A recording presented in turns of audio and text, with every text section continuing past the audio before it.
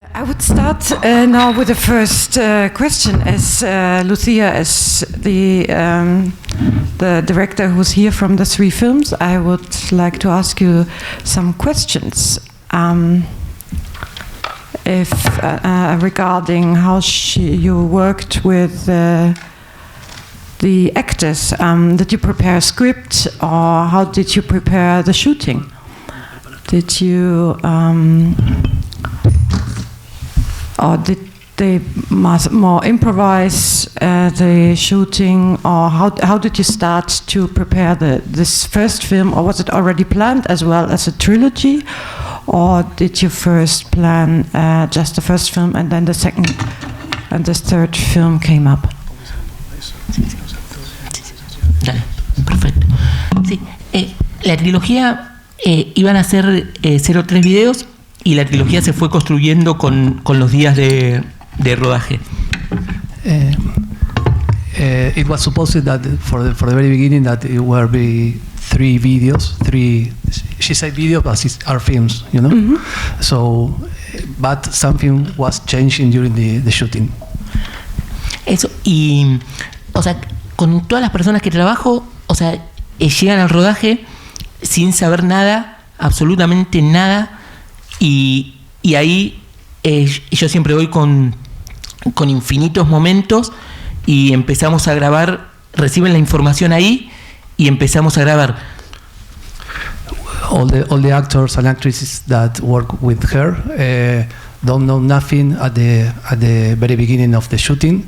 They arrive to the shooting knowing nothing about what they will shoot, and she has some notes that used to share with them at the very beginning, very early in the morning. A los sumos sabían qué iban a hacer, que alguien iba a ser contador. Les digo muy contenta, vos vas a ser un contador, vos vas a hacer a lo sumo eso. Y, por ejemplo, solo anticipé a la tenista el día anterior un texto que dice cuando ella llega, que era importante que ese texto sea más clásico o más firme. Entonces fue casi lo único que ella sabía la noche anterior. She said that before she only told to the actors that you will be the accountant or you will be tennis or something like that, and in this case she told the tenista, the tennis player, one line that was very important to repeat during the shooting. Yeah, and they all are professional actors actually, or Sí, pero sí, como no, eso para mí no es, fue increíble, lo que ellos hicieron fue sublime y siempre trabajo con ellos, pero para mí esa frontera de que si son actores o no existe, y menos en el cine. El cine es como lo más fácil que hay y salvo por temas de extensión o eso, no hace falta que sean actores ni nada.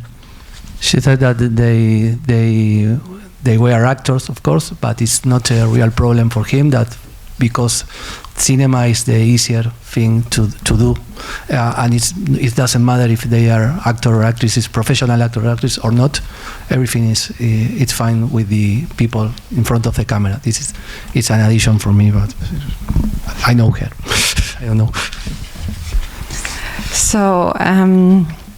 Yeah, I would like from here now to hear some other opinions about, first maybe about our program in general, before we come back to Lucía's film, which is, which, like I said before, also resonates with the other 2 films.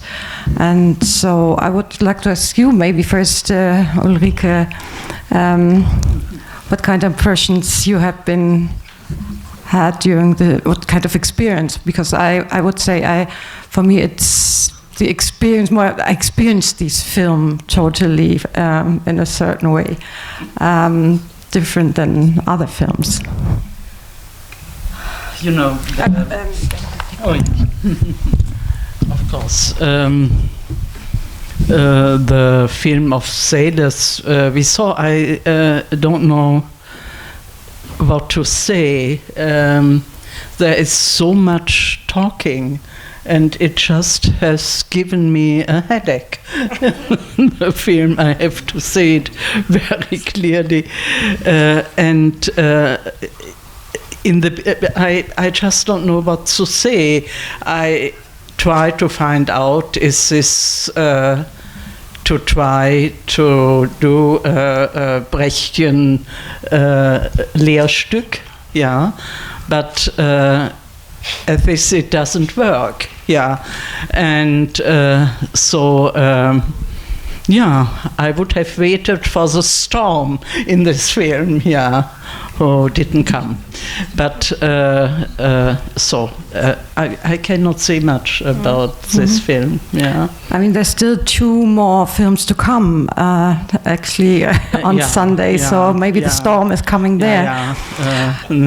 But actually, regarding the dialogues, you probably say, tell me when I have to stop and not to talk so fast.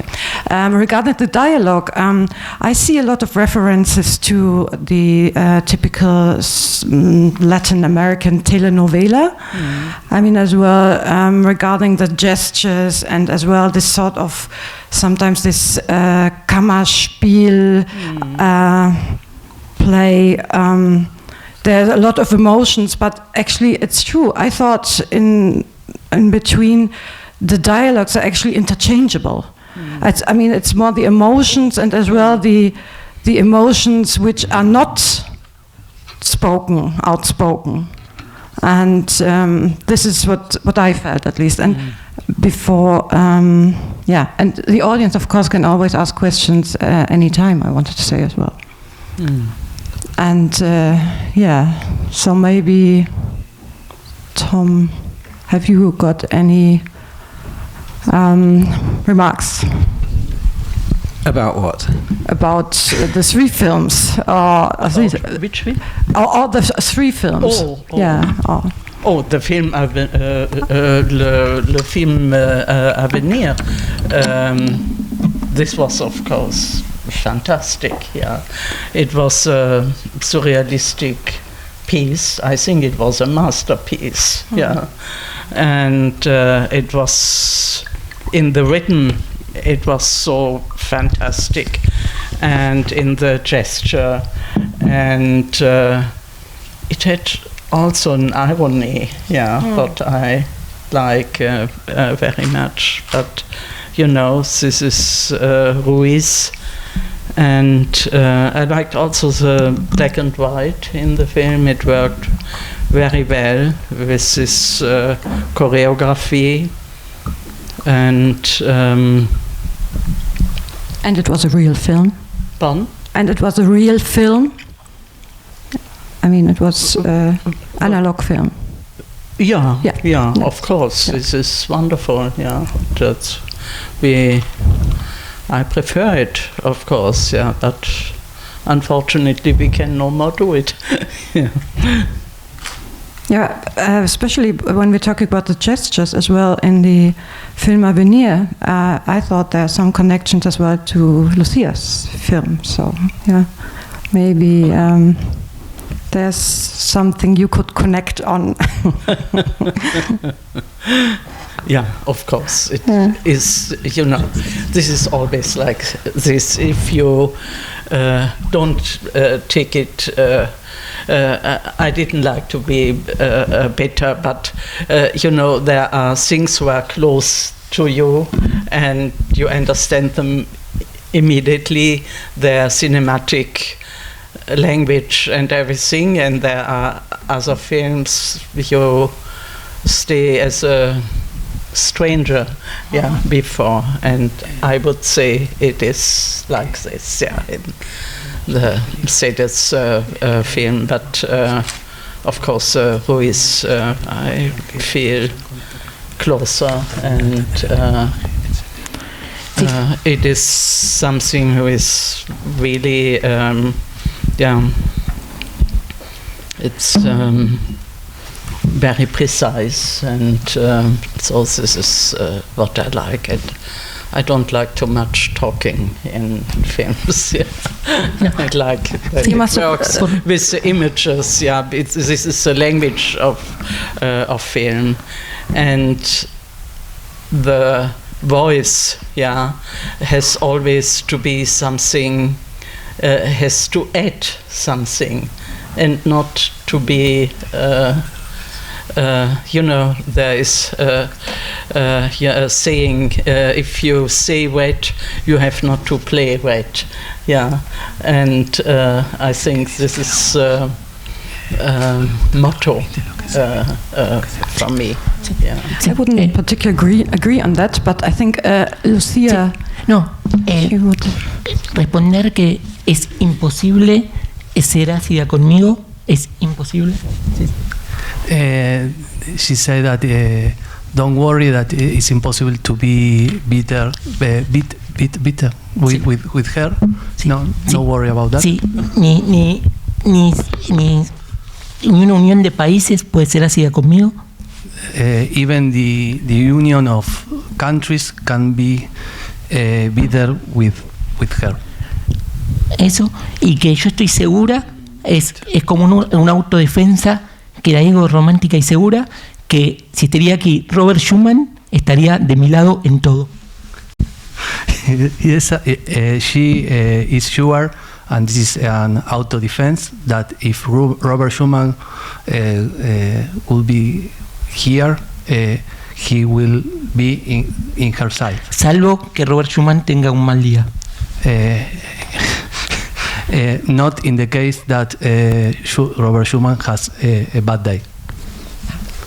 Okay. Sorry for the translation. I am not a translator. No, I think we understood. Yeah.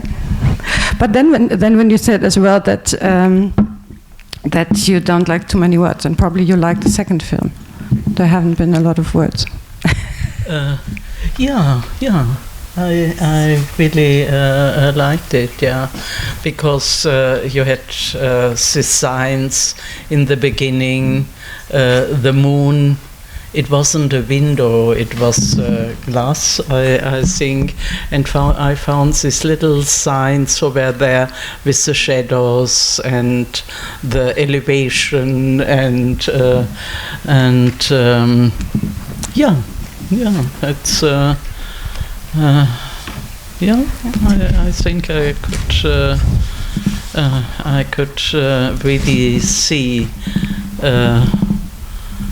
what it meant, yeah, and also the little cake, yeah, was celebrated afterwards, and it was something very. Because the shadow, the light and the shadows, this is so important in Japanese art, yeah. And I could find this a little bit, yeah, in this film. So, Tom. What's the question? The question is still how do you get into our program and our proposal of the program, and so because we spoke a lot about things as well. Yeah. For example, Le Film à Venir, and you mentioned actually a book by Malamé, Le Livre à Venir. And so maybe you have some other ideas which you could share with us about the connections between the films. I would see them being connected around practices of mourning, trauer, and the formation of communities around practices of mourning. So for Mallarmé, I mean, the first film, which I agree is an absolute masterpiece, brilliant film, he's clearly referencing Mallarmé with this Le Livre à Venir, the book to come. So Mallarmé had this idea that all the art forms, dance, mime, painting, theatre, literature, poetry, would all come together in this monumental book, the book to come. And it wouldn't be a book, it would be a multimedia, ritualized. He started planning these ceremonies, these cult-like ceremonies that always had double formal readings. I mean, this film is clearly referencing that with the doubling, the double reading. It's straight from Mallarmé. But he also understood this as a well, two things. One is as a cryptic activity, a way of burying histories, cultural histories, but also burying secrets. And also as the way of forming a community. This is where Blanchot gets his idea of, or Agamben gets his idea of the community to come, right? It's straight in that line from Mallarmé. So I think that first film, you know, and we have the mourning for the daughter, we have the formation of the community around this secret film. I mean, it's beautiful, it's brilliant, and the electricity. I think also in the second film, the Japanese one, similarly, it's a much more family, well, also a family story with the disappeared dead daughter, the mother instead of the daughter. And this, also these references to film history, Méliès, Voyage dans la Lune, all this stuff. And maybe this is how I'd understand Lucie's film. I mean, tennis, right? What is tennis? I mean, it's also a ritualized subculture. And it must be a metaphor for something, but every time, it must be a fucking metaphor, man, but every time they say, so what? What do you teach? She just says, soy tenista. It's only tennis. Even when they say, what about your, especially, she's wearing Argentina on her back. We know what happened in Argentina to her father's generation. Your father, what happened to him? He's disappeared? No, he was a tennis player. He's not a tennis player, right? I mean, they say we were going to work in a cemetery, but we work in a tennis court. The tennis court is a cemetery. They're erasing every day the traces. I think it's also about these, the unspoken, what will not be said. So that's how I'd connect them. Also, sorry, one other little thing occurred to me, also via Argentina, would be via Julio Cortázar. Antonioni's film Blow Up, which is an adaptation of the Argentinian writer Cortázar's book. And Antonioni adds to his adaptation that fantastic final tennis game, which is not a real tennis game, it's a mimed tennis game with no ball. And it becomes again a metaphor for this kind of spectacle which is hiding everything else. So that's how I'd connect them, kind of this field in which the thing is not being said, but the community is being formed out of the very not saying of the thing. Yeah? That's all I got. Sorry. Yeah, I was actually asking myself as well why a tennis court could have been as well a different place. I mean, so why, like you said, it's a subversive place, a tennis? No. No, didn't you say? I thought you said it's that. It's not subversive, it's just like, it's a certain heterotopia as well?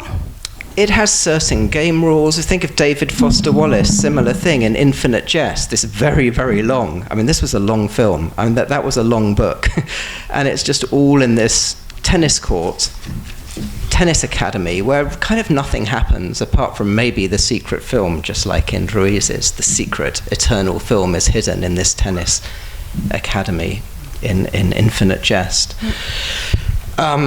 And there's also, you know, Infinite Jest is what Hamlet says when he looks at the skull of the Joker, of Yorick. You know, it's all about death. It's all about death.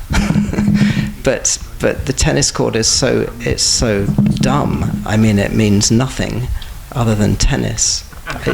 That's what it's quite good. I think you've chosen the perfect metaphor that's not a metaphor for anything else. Like Moby Dick is a metaphor for capitalism, for empire, for, you know, tennis is not. It's just a metaphor for tennis. I like that, it's so literal. Any comments or questions already from the audience? As seems very, yes, Victor? No, sorry. Perhaps I can say in English and then I can myself do it in Spanish as well, so Lucia understands? Yeah, sure. Yes? Sure. Yeah, Lucía, voy a hacer primero en inglés, después yo mismo hago la traducción para... Well, I was connecting with this last idea Tom said about the tennis player not being a metaphor. For me, like the seek for interpretation in Lucia's film is pointless. Totally pointless. I mean, about this being a metaphor for something else that's not in the film. There's a whole tradition of art as an autonomous form in Argentinian literature, in Argentinian painting. Borges always was a strong defender of that idea that art should not relate directly to reality or to be a metaphor for something that is in reality.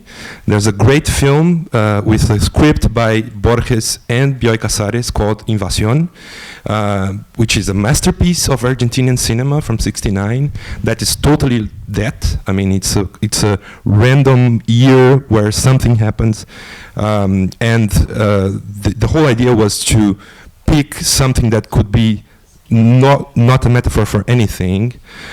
So I just like to ask Lucia about perhaps this sort of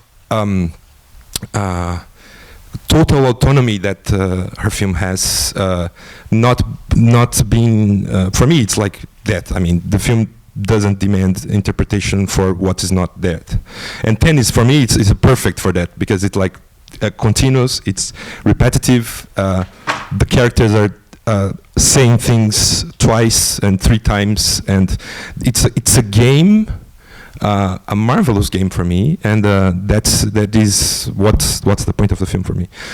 Lucía, estaba hablando un poco sobre se quedó muy largo, perdón, pero estaba hablando un poco sobre esa idea de que para mí la película no hay que buscar muchas interpretaciones, porque si el complejo de tenis es una metáfora para una otra cosa que está afuera del complejo de tenis, o si es, no sé, para mí la película se presenta como está, de forma autónoma, y hay toda una tradición en arte argentino, por ejemplo, en la literatura o en la pintura, o también en el cine, de que las cosas no necesitan ser un comentario sobre la realidad afuera de la película, sino que son autónomamente algo que se encierra en sí mismo. Me estaba acordando de Invasión, la película de Hugo Santiago, con guión de Borges y Bioy Casares, que es sobre todo eso, o sea, es una película que podría ser leída como una metáfora para muchas cosas, pero que se afirma en su autonomía. Y bueno, te quería preguntar quizás, el tenis para mí parece esa especie de ritual que se repite, y las palabras se repiten, y todo funciona como una especie de juego. Para mí un juego maravilloso que da ganas de ver por muchas horas, y por suerte hay 2 películas más a ver acá, y te quería preguntar un poco sobre quizás esa idea de autonomía, o esa idea de juego que el tenis quizás presta a la película, ¿no? El tenis, ese juego repetitivo que también se traslada de alguna manera a los diálogos, a las actuaciones, a las situaciones de la película. Muchísimas gracias, muchísimas gracias. Mira, te respondo. Para mí el tenis es un paredón y un galpón lindo, o sea, por eso transcurre ahí. O sea, es importante tener paredones lindos y galpones lindos cuando una graba, porque después con el paso de los años, aparte, todo se deteriora, y por lo menos que queden galpones un poquito más lindos, eso es importante. Well, maybe you can translate better than me, but she said that tennis is something like the big wall and, no sé cómo se dice, galpón. It's a beautiful big wall and galpón. What is a galpón? El galpón es como un predio, digamos, un predio techado de chapa. No sé cómo decir galpón en inglés. No digas más galpón. ¿Alguien sabe lo que es? Warehouse. It's like a beautiful warehouses and big walls. Sí, bueno, eso por un lado, y después gracias por lo que dijiste de las interpretaciones, porque es así. O sea, yo soy una persona romántica, soy una persona muy contenta, muy romántica, como también así, como soy too many más marginal que estándar, entonces las personas que somos así, las mujeres que somos así, no tenemos tiempo de interpretar. O sea, si nosotros nos ponemos a interpretar, nos dormimos. Y es verdad, eso es verdad, es un sentimiento real, es como, o sea, así eso es real. Thank you for what you say about the idea of not interpret the film. She's very romantic and very romantic. ¿Qué más dijiste? Romántica, contenta. Is a very happy person, a very romantic person. Y tú más marginal que estándar. And too many very marginal person, more than a standard person. And so this kind of person, like she is, that don't have time to interpret. There is no time for interpretation in her life. Punto. Sí, porque no tiene destino. La interpretación no tiene destino y las horas pasan. There is no destiny for interpretation, and the hours pass are passing. The time passes on. Time is passing on. Yes. Yeah. We could, of course, now go back to Susan Sontag, but I will first ask Rolf de Heer. So, what would you like to add now to this point? Because I will later come back to Tom, especially regarding interpretation as well. I'm sitting close here, yeah, which is the correct spot for me as a practicing filmmaker. My position on interpretation is different. I don't do it myself. I don't do it to my own work. And I actually work hard to keep it out of my own work. But I find that there's much that is said in an interpretive sense about my work. And I've learnt over time that that is completely valid. And now I hand the film over to the public, and I don't anymore answer what my film is about. It's now up to you to find out. And in this work that we've just seen, Lucia's work at the completely wiped out for me the first two. I still can't remember the second one. This was so strong. It's a very difficult and dangerous way to try and make a film because it doesn't all work. It's hard to make it all work. It's very difficult. But when it does work, there is more truth in it than in most films ever find. There's truth in performance, truth in humanity. I didn't understand at first what she meant about Bergman, but sitting here, yes, I understand it, because the truth of the scenes that we saw is so much greater than almost anything you ever see, and I admire the work enormously because of it. That's interesting, because when we think about the first film again, in the first film they say when you see these fragments you get into some sort of hypnotic state and you find the truth. So there we are back from Lucia's film to the first film. Yeah, thank you very much, Rolf. I share your thoughts as well, and I would like to ask Tom again, especially when we speak again about interpretation, and we were talking about authenticity as well when we met. So, and you said that you neglect the concept of authenticity. It's not just in film, but in general. What sort of, maybe you could explain a little bit about your concept of authenticity, and then how works this concept of authenticity with interpretation? Yeah. we could have whole seminars on this. I mean, well, in short, then, please.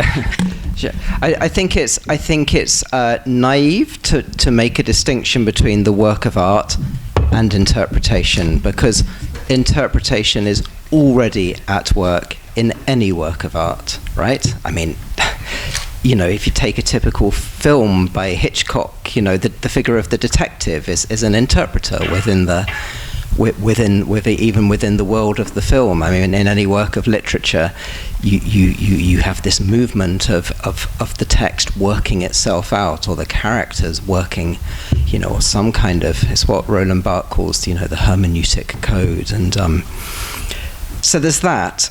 And then, I mean, authenticity is a very big topic, and I would recommend to anyone to read Adorno's brilliant text from the 1950s called The Jargon of Authenticity, where he says that to speak the language of authenticity is a kind of substitute for thinking.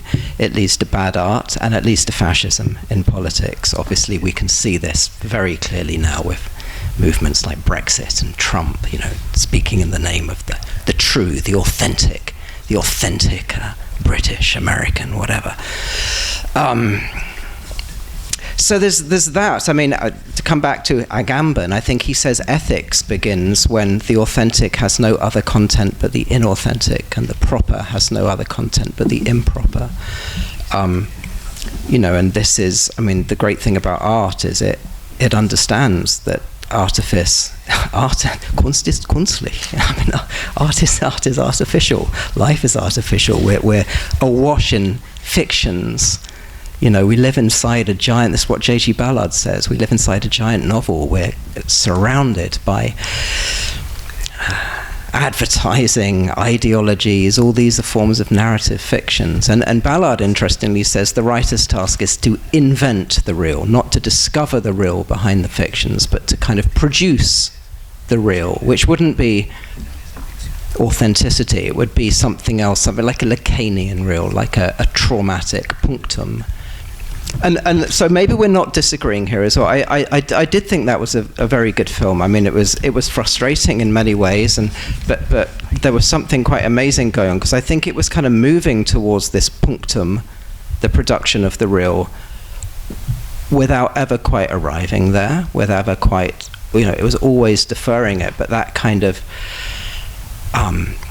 to-comeness was in it all the way through. It's like when Hitchcock says there's a bomb under the table in the scene, and the dialogue can be really boring, but there's a bomb under the table, but it doesn't go off yet. So maybe the real would be like that bomb. It's kind of, but that has nothing to do with authenticity. We need to completely abandon any notion of authenticity. Yeah, sure. Il. This is just a brief comment, but I thought that maybe it's a little bit rash to treat tennis itself as, I don't want to belabor tennis by any means, but to treat tennis as kind of a dead end, because I thought that one thing that was really touching about this film is that tennis is a very tactical game, and it is very touching to see how these characters and these protagonists actually tactically are hopeless. I mean, it's like are lacking the tactics for life. And tennis, the idea of tennis is that you have this endless repetition, and out of that repetition you create a certain smoothness of movement and a certain perfection of movement, and you master the mastery of the game. And again, that's what's beautiful, that mastery is frustrated all the time, that actually repetition just leads you to more contortionist repetition, and it's like the sum of the logic of tennis is actually being played with and put into the methodology of the film, and it's quite beautiful to see that. So that's just... Yeah, I think that's a very good point. I agree, yeah. Well, interesting is that there are not, I mean, at least I didn't realize that so many people are playing tennis actually, and it's just in the background sometimes. So this is, Almodovar. Pedro Almodovar. Yeah, that's one of them. Yeah.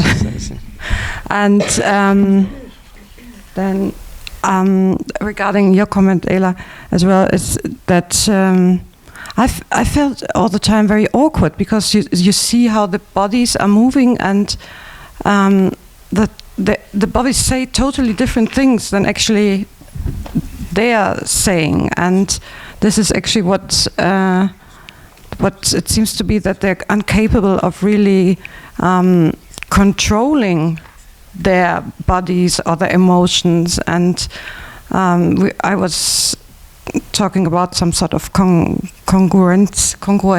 How it's called? Congruence in English as well. Okay, so it seems to be that that body and language is not congruent.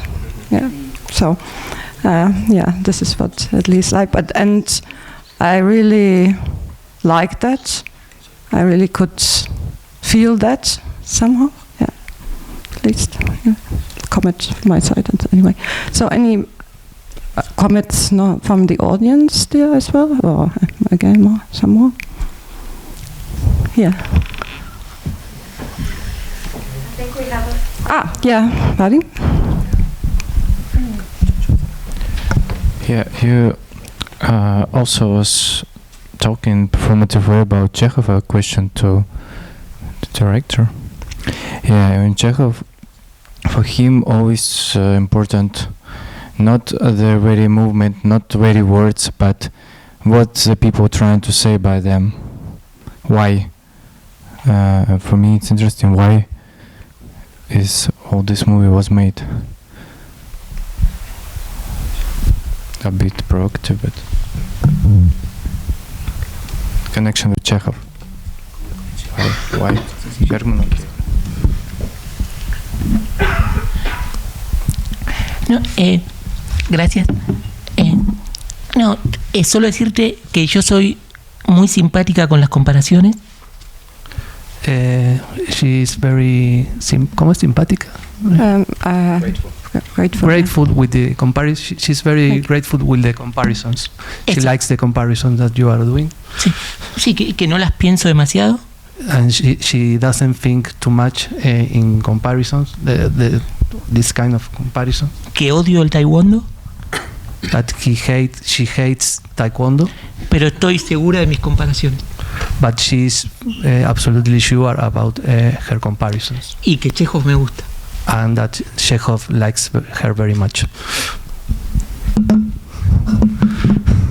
Yeah, right. And I had the microphone, have a role to say one more. Did you care about the very people in your frame, not as an actress, but into their own life? Did it bring something to them? The process of filming, the very film. I didn't myself. I didn't. ¿Serviría algo a los actores hacer esta película? ¿Cómo? ¿Serviría algo a los actores de hacer esta película? Sí les sirvió a los actores. Obvio. O sea, para los actores estar cerca mío es buenísimo. She said that doing this film was very important for the actors and actresses because just the stay around her. Para cualquier persona. For any person. Para cualquier persona que le interese la estética. Interested in aesthetics. Estar cerca mío. Stay close to her. Es casi lo más espectacular que les va a pasar. Is close to the most spectacular thing that these people will live. The actors or any other people. Obvio, claro, si les interesa la estética. If they are interested in aesthetics. There's another question. No?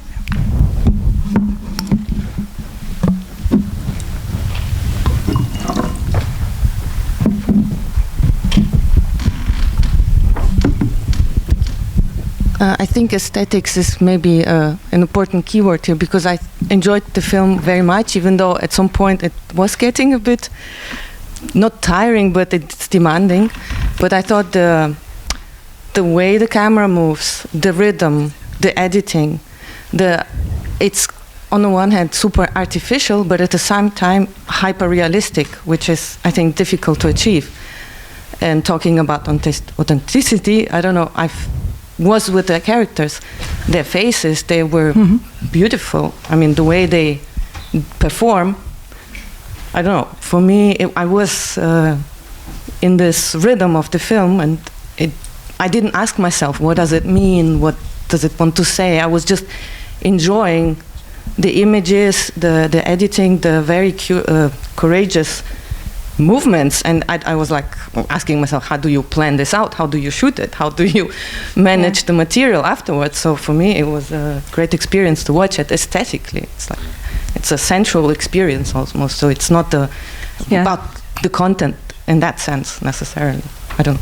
Yeah, I would agree on that. Yeah. Muchísimas gracias. Así como una respuesta súper simple, ni sé si era una pregunta, pero muchísimas gracias. Y decir que todo eso tiene que ver también con la carencia de preparativos. O sea, si una carece de preparativos o de rodeos o de rodearse de personas, como que la estética está mucho más agradecida. She at the very beginning she said that she doesn't she understands that you don't ask a question to her, but she wants to add. It was a question. I don't know. No, it wasn't a question. It was sharing something. Okay, yes, I translate everything well in that point, for sure. Take care. Everything is okay. But she said that. Ahora me perdí. No, le quiero decir que agradecerle mucho y decirle que todo eso tiene que ver con la carencia preparativa. She said that she's grateful with you, and the aesthetics, her aesthetics has to be with the lack or the lack of preparation or previous preparation for the shooting. Sí, ¿cómo ayuda la carencia de preparativos?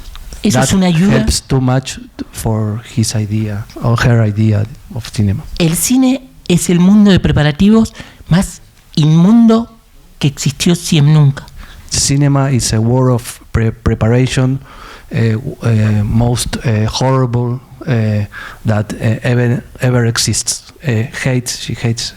It seems the preparation that requires the cinema. Sí, es una fiesta completamente muerta que muy pocas veces sale viva. It's a celebration fully dead that never becomes emerge live. The idea of a death party. The cinema is a death party or something like that. It's visible in the film that there is this spontaneity, this freeness and playfulness that is close to life.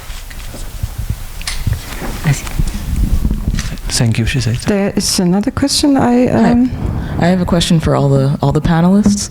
I'm wondering if there are any filmmakers currently working with an aesthetics of the surreal that you find to be particularly of interest these days, and if not currently, then if you have like a particular artist in any medium that you think really succeeds at communicating an aesthetics of the surreal, and anything you want to share about that. Thanks.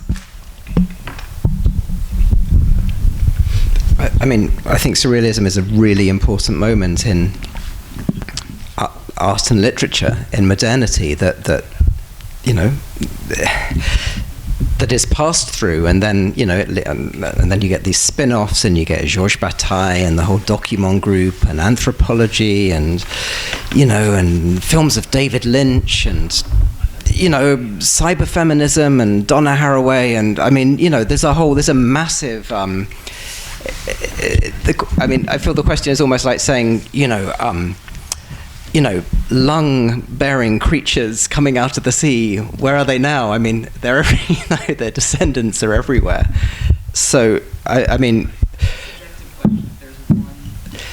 yeah, but I don't know if it's because it's a massive, proliferation. I mean, if anyone just remade, the exact André Breton 1922 aesthetic, it would be kitsch, right? It would be nostalgic and retro. But I think these things develop and mutate, and that's the adventure of art, right? Sí.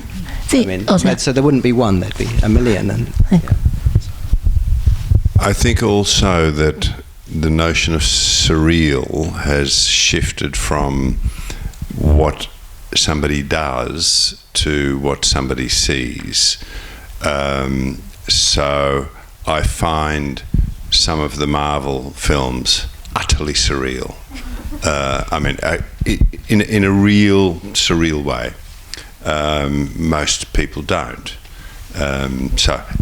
For me, there is that shift, and it's almost not meaningful. It's as you say, we've passed through it, but it's shifted into something different, where the viewer decides what is surreal. Sí, qué lindo lo que dijo. Qué lindo lo que dijo. So beautiful what you say before. Sí, y justo iba a decir antes eso, como que a esta altura el surrealismo es un taxi más, es un colectivo más, no tiene ninguna importancia. Eso es como una persona que está siempre en la misma tienda de ropa y siempre habla de su mismo jersey. Now, according to her point of view, surrealism is just another taxi. Eso que no tiene another bus, another taxi. Ya está. No sé. Fue importantísimo como un antiguo partido de tenis. Like an antique tennis match. Y ya. Sí. Nothing more to say. Sí, There's our metaphor. We got the metaphor, right? Finally. Claro, sí. Pero ¿qué es eso? Es como hablar del surrealismo ahora es como una persona que tiene una tienda de ropa y queda pegada a sus vestidos y que es su tienda de ropa y no se tiene que hablar de sus vestidos, pero solo le interesa a esa persona hablar de su vestido. O sea, ya está, el surrealismo no existe, ya está, no tiene ningún valor. ¿Cómo era tienda de ropa? Perdón, pero ya estoy quemado. Wardrobe. Tienda de ropa, no, sorry, no, shop. Shop, like a shop. Surrealism is like es como una vieja mujer que tiene una tienda de ropa y la ropa like a shopping of clothes. Sí, y su ropa es surrealista y ella dice, acá está mi ropa que es surrealista. It's a shop of an old woman who sells her old clothes and so or like a tennis match, yeah. Gracias, Petra. You know,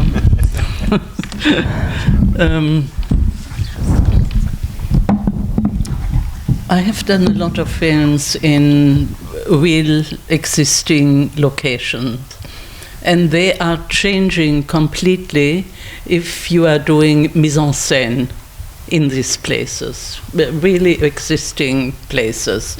I can give you an example here in Berlin. In the older times we had these enormous stocks of coal, when the wall was still on, and we needed these stocks. So they were covered with green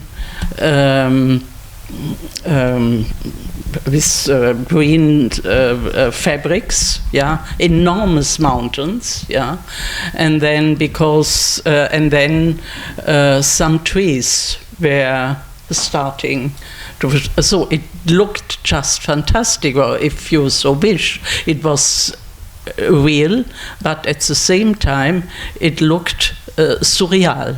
And this was a fantastic place. So you could work in this. You could change it to an image of the Quattrocento, where people were in processions running over this thing.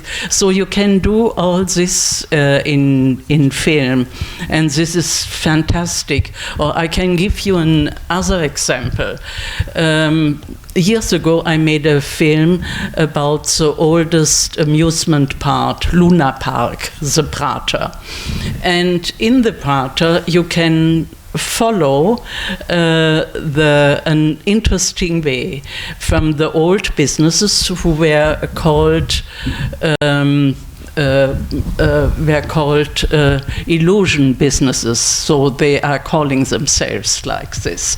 So it goes from the fantasy and illusion. In older times you could travel in a fantastic decor from Wien to Trieste with a train for people who didn't have the money to do it, and there they could do it in this fantastic decors, and they had a lot of fun because they didn't have the means to do, so they could do it. There is the cinema, the early cinema. There is photography where people, by example, in bourgeois settings, people from the countryside took photographs as real bourgeois, and when they went back to their families, they had a lot of fun to show it, in these settings, But then there is a change, and this is what I found very interesting. More and more, instead of the fantasy, the simulation came up. You know, the new techniques, what you have for the training of pilots and for the shuttles and space shuttles and so on. And this is a shift, and this is something who becomes also in the normal, I would say in the commercial cinema, it goes to this naturalistic way, and all the fantasy and illusion, where you have work with yourself and with your imagination, gets lost. And so I worked a lot about this theme, illusion, fantasy, against simulation. And this is in film a very interesting topic, and in general it is a topic we have to discuss in cinema now with all this in the foreground, naturalistic films who are working no more on several levels. Only the thing, is there, and it is extremely boring, I think. And this is something we have to think about. And for me, it is at the moment the main question. Thank you. Anybody would comment on that, maybe? Well, I completely agree, and I think what these films all had in common is they all rejected a kind of naturalism, and that's what jump cuts do. This from Godard, right? I mean, the idea of jump cuts to destroy any idea of natural kind of continuity, but all these films kind of rejected an idea of naturalism or that type of authenticity, and instead chose to interrogate the structural possibilities of cinema. And I think that's what makes them interesting as art rather than entertainment, right? I mean, we didn't say anybody should entertain here. So please go ahead. Some more comments. No? So, Victor. I have one very specific question about the editing, because there is the the repetitions. There is the structure that it's like mixed up. At the beginning, you see a lot of things that will happen, and you understand narratively much in the end of the film, but that's something very specific that I like very much about the film, which is like these small pieces of things that other editors would throw away, like when the camera points to the ceiling, for instance, or when the camera like points to a place that you can't even see to distinguish what it is. And for me, that was like almost if someone was filming not with her mind but with her heart, because like a spasmos, there's this word in English, like como un espasmo. And that for me is very touching about the film, is that like it's so intense that the editing has to keep those moments, because if it doesn't, it would glue them together and not have this kind of breathing that those moments bring to the film. So yeah, just asking about Lucía about the editing. Why the choice of that? We have it since 80 years in the experimental film that we are working with the cutouts and everything. Yeah. So and where the camera goes to the ceiling. So I think this is not. I couldn't see it, but maybe I just have a problem. Sí, yo igual dije recién que yo había inventado el montaje. Anyway, she said that she is the inventor of the montage or the edition in cinema. Y eso, y vi o sea, y me aburrí horrores con Godard y un montón de personas. And when she saw Godard films, she was very bored. Me aburrí hasta morir. With Godard and other people. Sí, pero más que nada quiero agradecerle a él lo que dijo. Sí. She wants to. Porque es casi lo más importante que yo hago. To say thank you to you, because what you say is almost the most important. That más allá del video. She's doing. ¿Cómo se llama? Más allá. No me sale la palabra. Sí, far away del video. Sí. O sea, lo más importante que yo me dedico es a eso. Es casi como lo más seria o religiosa, por más contenta que sea, lo más seria o religiosa que hago es eso que vos dijiste. Sí.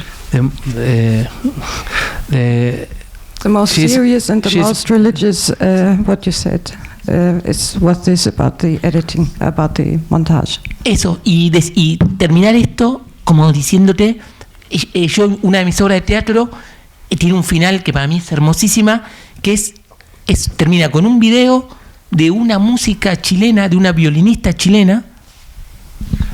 One of her works on theater has a wonderful end, according to her. We finish with a Chilean violinist. Sí, agradeciéndole esa violinista chilena a una escritora muerta, ¿entendés? Hablándole esa música chilena que ni sé quién es, agradeciéndole a una poeta muerta que la conozco muy poquito. This Chilean violinist is saying thank you to a Chilean poet. Claro. Y no sabes lo que me emocionó cuando vi ese video. Yo vi ese video en mi casa y vi la gloria. Vi a una música chilena agradeciéndole a una poeta chilena en un Ateneo de Chile. When she saw this video that then includes in her work of theater, she was has too much emotion about this and wants to include this in your theater. Y eso lo puse en el final de una de mis obras porque es un homenaje que yo le hago a lo más importante que atravieso. And this is like a homage. Yes, that she is doing for the things that are more important for her, the most important things according to her. Eso, y qué suerte que él habla español, así me escucha directamente. She has lucky that you are speaking Spanish and you can both speak together. Yes. Después te repito todo esto de la chilena porque es muy interesante. She wants to explain you then after this issue about the Chilean violinist and everything. I think you can do it later at the bar, I would say. Yeah. So there's a question from Vadium again. Yeah, back to the shots and cuts. Yeah, because as you're talking about religious cinema, here is some very interesting book called Devotional Cinema. and they're also about shots and cuts and continuity. And actually, I'm also practicing filmmaker, and in my practice, some of my films we can touch like devotional or religious or something like that. But in my opinion, this kind of style of shooting and cutting completely destroyed any possibility of devotion of the film. It's always putting you out and become overwhelmed. Like you're putting in some words, you're putting into some senseless conversations, and you are completely not in the space, but it wants you to be into the space. It's always cutting you. It's also bringing you back.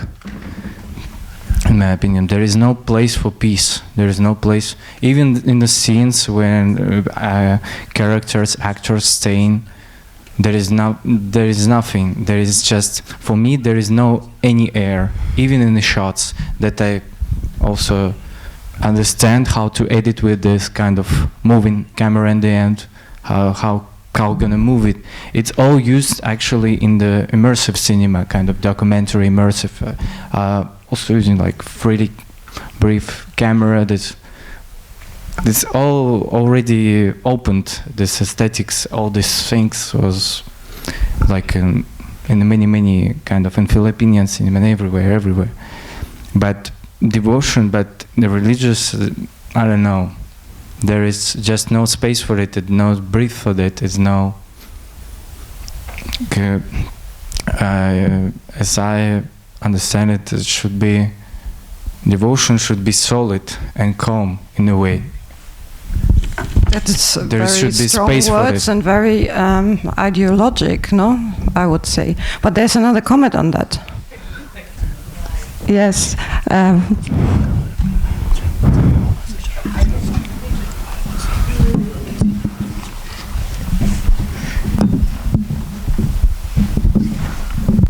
I mean, there are different concepts, I guess, of devotion, or how do you serve art or things. I think, I don't know, it's my perception. I don't know the truth, but because it was so free and so playful for me, there was a lot of air and a lot of beauty. Like, just see at the faces, like the person who was playing Lujan. I mean, this is amazing. It's so beautiful, the ambiguity in the face and the fragility, and also in the others. I thought it was very beautiful. At the same time, the film is hilarious. It's funny. I mean, it's so free, and it's not very human. Very human. And it's not about the ego and the great vision or pretending to know some sort of truth about life and humanity. No, it's just being there with the people, and also the irony, the humor, because it's so artificial. It's such a ridiculous setting. I mean, it's not even an office. I mean, what is this place? And they constantly wearing these jackets and then discussing this personal thing. They don't even work. I don't know. It's so, but it creates this strange reality in that sense. This is totally surreal, and I don't know, very original. I mean, I don't know, and lively. So, well, sorry. Maybe you to speak at the bar as well later. I don't know, unless anybody tells no, we want to listen all about that. You're both right. I mean, and you can both be right. No, that's the whole point, I think. But I think this is a specific way of things, and there are films that are like this, and I enjoy them a lot. But this is just a different reality. Yeah, for me, that's fine. I'm sorry, I realized. For example, for Russia, I know Slava Fedorov, who was made the film in the office of the ЖКХ. I mean, the guys who works in the buildings, who provide electricity and so on in the office there, in the real office, and they're also playful with the acting and this really specific aesthetics. And he using cameras of surveillance, shitty digital cameras, and it's always like journeyiness, and it's I understand it completely. I understand this how you can immerse, and sometimes the air into this space for some people will be not really enjoyable, you know. But it's kind of you're immersed into, and there's kind of very specific universe and so on. But for me, So fortunately, it's definitely not about devotion. But there are the feelings, but it's always the interrupt or something. They always. The weight was made. This was devotion to the thing. Yeah. Sí. Perdón. Yeah. Muchas gracias. Perdón. Decir no, justo que decías lo de los objetos, lo devocional. Como mira, justo el sanjuanino, ahí en su escritorio, una de las pocas cosas que hay es esta cartera. ¿Entendés? Entonces yo pongo la cartera ahí y es una cartera que amo. Entonces ya está, la cartera va a estar ahí y no me importa. ¿Entendés? Por eso la puesta en escena, o sea, siempre voy a preferir a las empleadas de las cafeterías que a las personas que se dedican a la puesta en escena. Las personas que se dedican a la puesta en escena es una profesión muy menor. O sea, ¿qué te iba a decir? Y a mí me hacía ilusión cuando fui terminando estos videos, de pensarlas como comedias religiosas. Sé que no estuve a la altura porque no podría decir por qué son comedias religiosas, pero ni me importa si son comedias religiosas, pero era mi ilusión que sean comedias religiosas. Starting for the ending of what she said is that she thought the films she would like that these films could be religious comedies or something like that, but she's not sure because maybe it's too much to say this, but and then regarding to the objects and that you speak about the objects, that this is this bag? This bag, of course. This bag is from the desk of the San Juanino, one of the characters, the one that came at the end, and this is important to you. Si yo pongo esta cartera ahí y empiezo a grabar, yo me alejo enamorada de eso. Si no la pongo y si no me voy a mi casa. O sea. If she puts this bag here and start to shooting, ¿qué pasa cuando lo haces? Me alejo seguro. She get distance from this object in love. Claro. Being in love. Si no fuera así, me iría a mi casa. If it is not like this, then she prefers to go to her house. Salvo que me cobren una multa. To get the fine. I don't know. No sé cómo decir salvo que me cobren. And she would get a fine.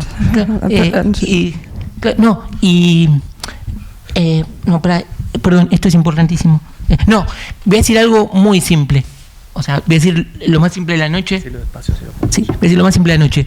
O sea, para mí grabar es como ir a comprarse algo. O sea, shooting is like going to buy something. Si una se va a comprar algo, tiene que ir contenta. If you are going to buy something, you have to go happy. Si no, una va a ser un idiota perdida siempre. If not, you will be an idiot, a lost idiot forever. Claro, por eso. Y yo, si voy a comprar contenta. If she is going to buy, she does that very happy. Chicles, cigarrillos, todo lo que compro estoy contenta. Everything she buy, she is happy. Y todo lo que grabo tengo que estar contenta. Then everything she is shooting, she needs to be happy about that. Todo lo demás es basura. All the rest is trash. Like that. Sorry. Okay. So I would say we finished this conversation at our bar, which is the Flow Bar on Tucholsky Straße number 32. But